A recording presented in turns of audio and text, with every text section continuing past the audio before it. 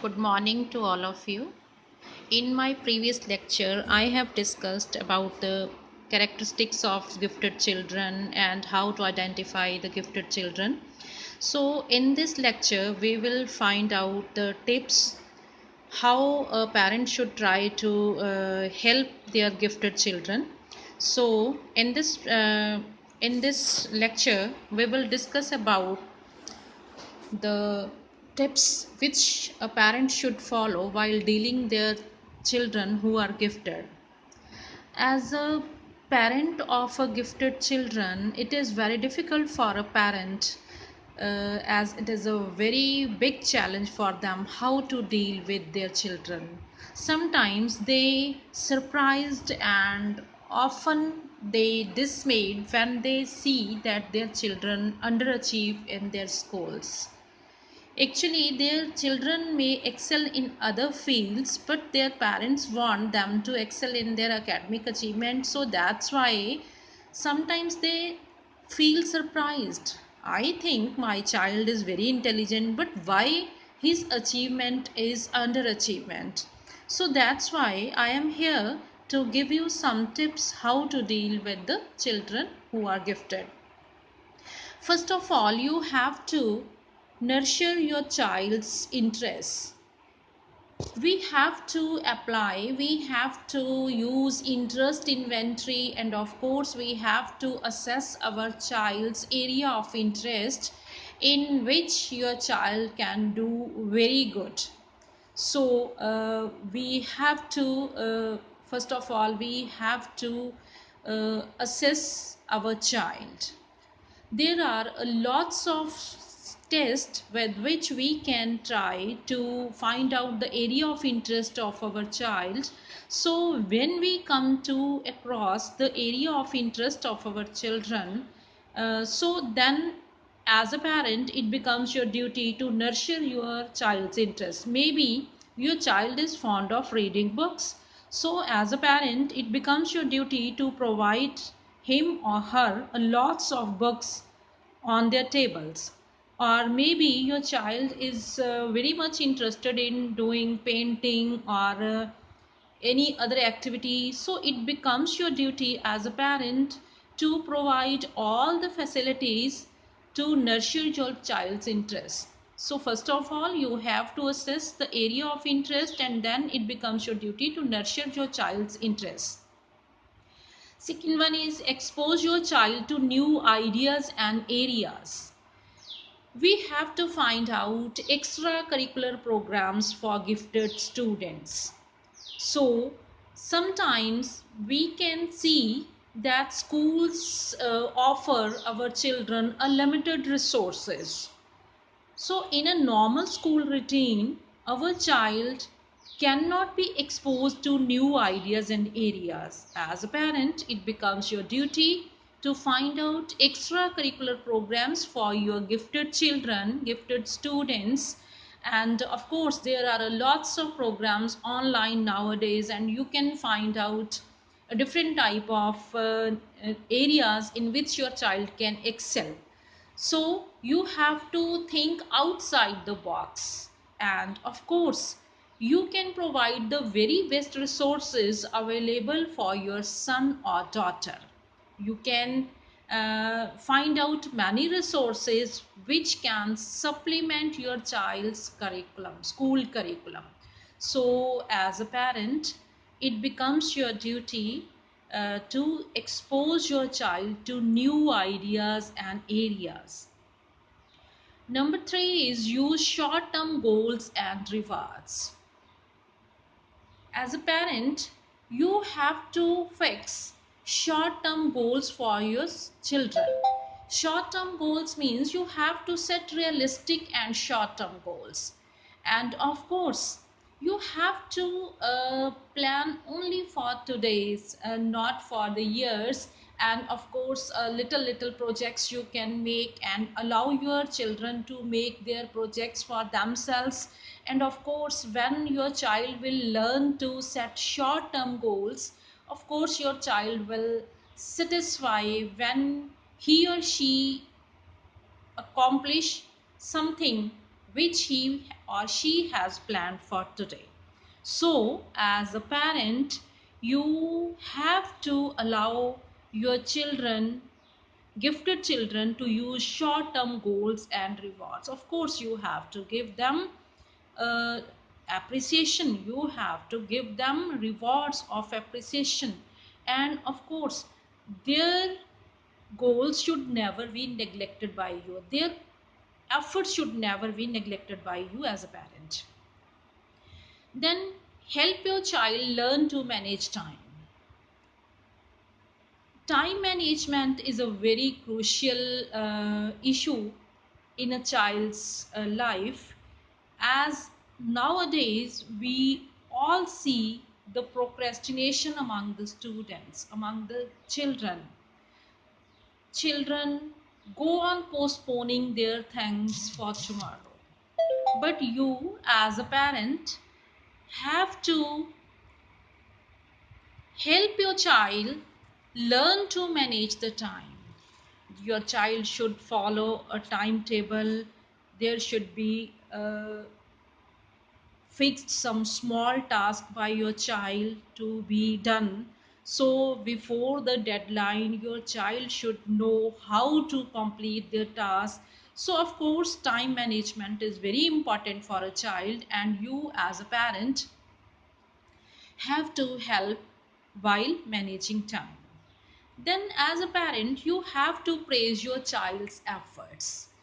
Of course, uh, never try to say you will do your best, or never say always do your best. Actually, when we say some words like this, your child starts feeling that you expect only best from your child. As maybe you have seen the movie Chichore. In that movie, it is a very good message to a parent that don't expect best from your children. Be sure to always that your children should try to do sincere efforts, but never say that you will do your best, always do your best. Never, it should never be a slogan as a parent. So you as a parent will never expect best from your child. You always try to praise your child's efforts. Either your child fails in achieving his or her target, then help your child take control. Sometimes I have seen many parents who are the controllers of the lives of their children. They go on telling their children, now do this, now it is time to do this. So here you become the controller of the lives of your children, and your children never learn how to do the self control. So, as a parent, you have to allow your child be the controller of their lives by themselves. So, as when you will allow your child to take control of their lives, of course they will learn the value of self discipline, self control. So maybe the sense of responsibility, of course. So maybe your child will start doing more efforts, as you will not give them instructions to do so and so. So it will be your children who think that it becomes now our duty to control our life. Then we have to keep a positive attitude about school.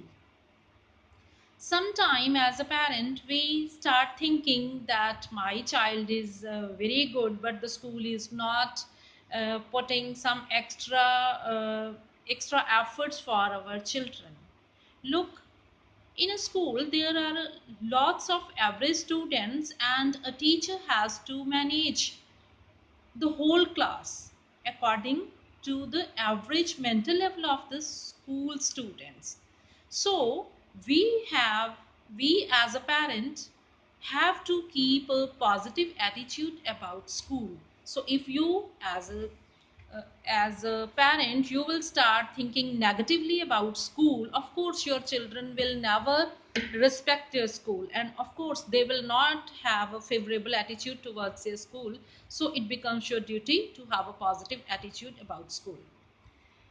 Then you have to help your child make connections between school work and their interests. Look, there is school work which is assigned by the teachers, and on the other hand there are some type of interests of your child. So as a parent you have to make connection between schoolwork and their interest. Of course you will advise your child to give appropriate time for schoolwork, as well as you will allow some time to your children to polish their interests. So schoolwork and interests, both of these tasks go on parallel. So if your children is neglecting the school work and only he is trying to polish his or her interest, then of course during his school routine his or her teachers will blame him for the negligence. So we have to make connections between school work and their interests. uh, Sometimes our children who are gifted start feeling boredom whenever they are assigned homework by the teachers. But you have to make them interesting with your creativity. And of course, you have to allow your children to use their creativity while doing their homework. So, as a parent you have to enter creative games while doing the homework. And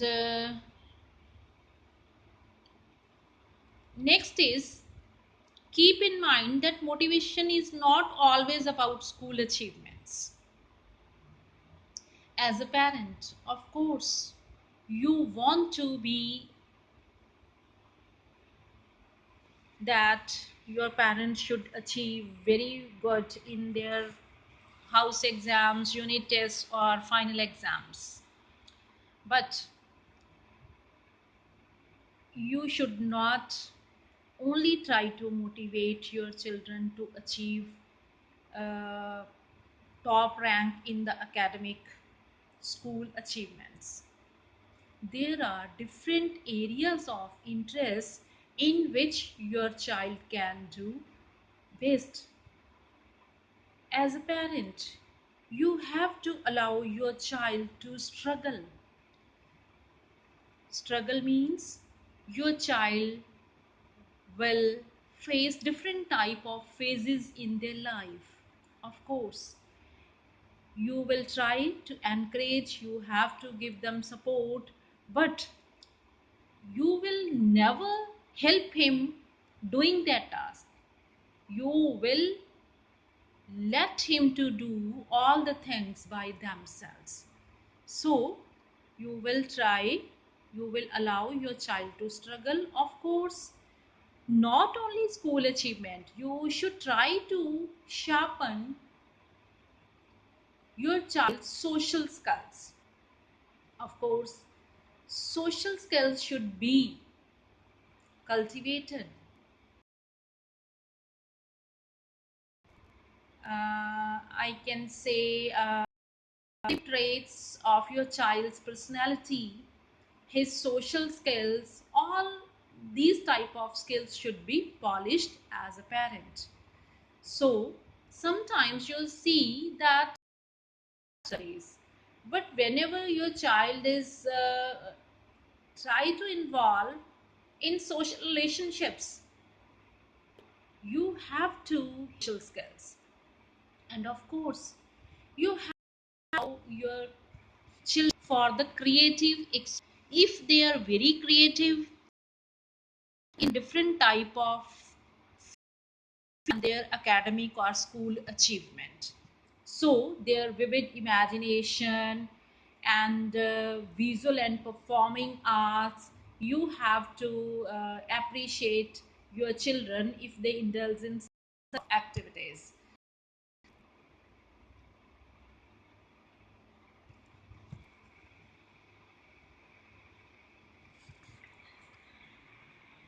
So, as a parent, we have to find out a supplementary educational program for your children. Supplementary educational program means uh, you will see that in your school, your children are given knowledge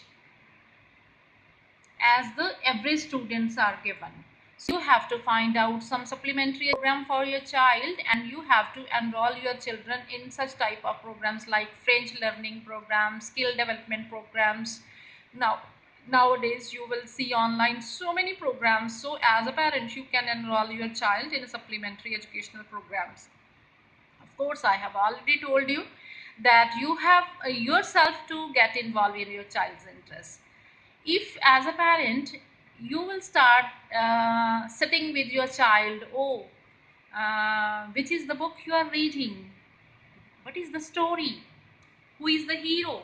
So you have to sit with your child and you have to take positive interest in your child's interest. Of course, then your child will start sharing with you about their interests. And of course, you have to surround your child with the proper tools. Make it fun. Means if you see that your child is having very good mechanical skills, or very good reading skills, and we can say very good painting skills, so as a parent it becomes your duty to provide proper tools, brushes, canvas, paint, crayons, and of course even you can provide him a wall to do whatever your child wants to do. So as a parent you have to provide proper environment for your child. Then we have to stay positive and promote proactivity. So as a parent we have to be positive. As a parent you have seen that your child is doing very well in other activities, but in class activities and his house exams, unit tests, your child is on the 20th position, 21st position. So as a parent, never uh, feel depressed on the achievements of your child. Your gifted child can excel in many other areas. So here is the chart in which I have compared the bright child versus the gifted learner. You will see a bright child knows the answer, but the gifted learner asks the questions. He has the curiosity to ask the questions. Then bright child is interested, but the gifted learner is highly curious. He has lots of curiosity to do that task. A bright child is attentive, he gives attention, but the gifted learner mentally and physically involves the task which is assigned to your child. Then, a bright child has good ideas. On the other hand, gifted learner has wild and silly ideas. He is of adventurous nature. He wants to do something differently. Then a bright child works hard, but the gifted learner plays around yet tastes well. He he looks as he is not working hard, but whenever he is given any type of test, a gifted learner can do very well. Bright child answers the questions, and gifted learner discusses in detail. He can discuss. Then bright child tops the group, but gifted learner is beyond the group. We cannot compare our child with his group. Actually, your child is beyond the group. He or she cannot be compared with that group. The bright child listens with interest. The gifted learner shows strong feelings and opinions. He has opinions. Then bright child learns with ease, but gifted learner already knows what the bright child wants to know. Then the bright child, uh, if a bright child wants to master, he has to repeat 6 or 8 times to learn something.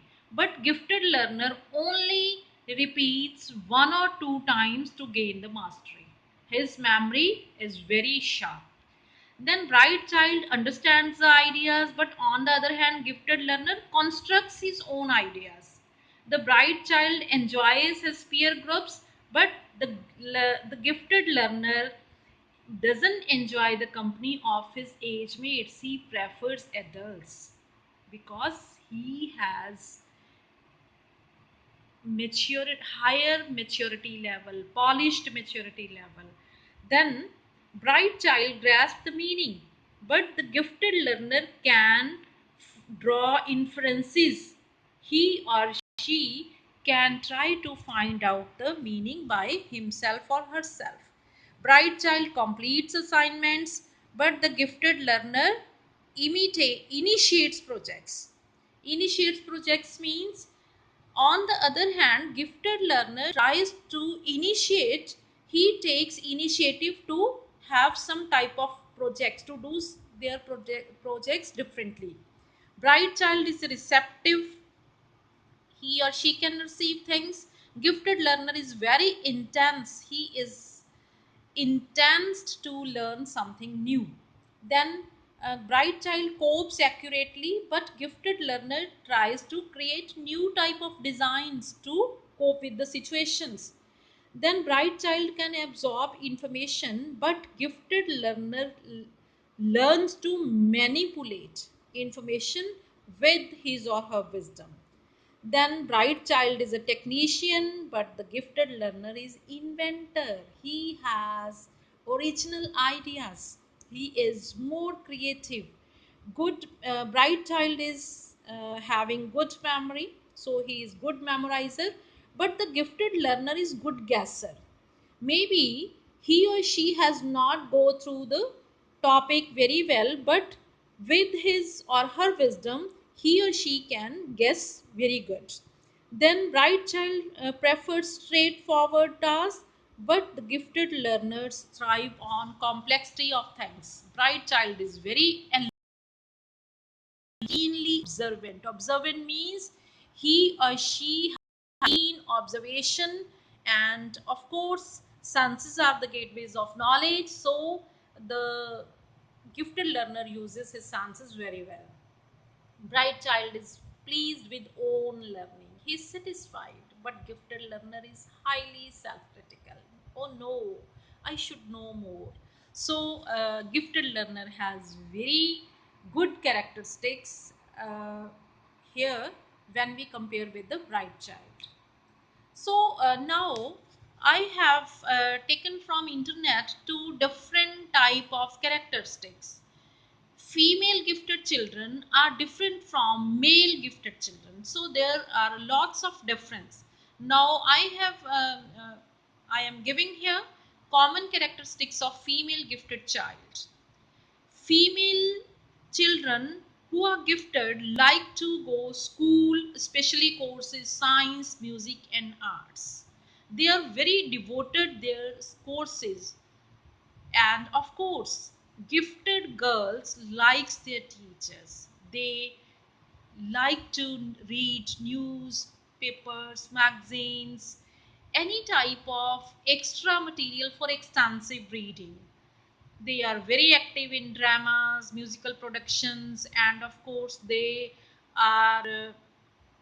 does not go out on dates as often, and she is a daydreamer, means they are very focused on learning. And you can see here they are focused on academic activities, I can say.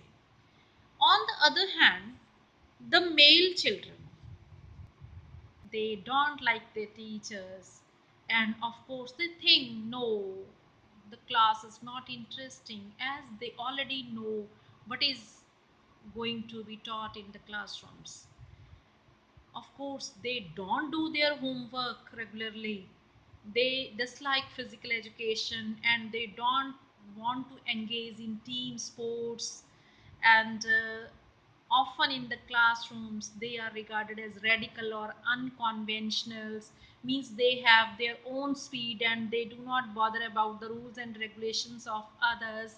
And of course such type of male gifted children want to be alone, they have their own word, and they want to pursue their own thoughts and interests without the interference of others. Actually they have their own word. On the other hand, the girls are very social, you can see the girls are extrovert, but here you will see the boys, of course they want to pursue their own thoughts and interests by their own ways. So here are the references with which I have made this slideshare. So maybe I have made the topic clear to the students, all of you. If you have any type of query, then you can contact me. Thank you so much.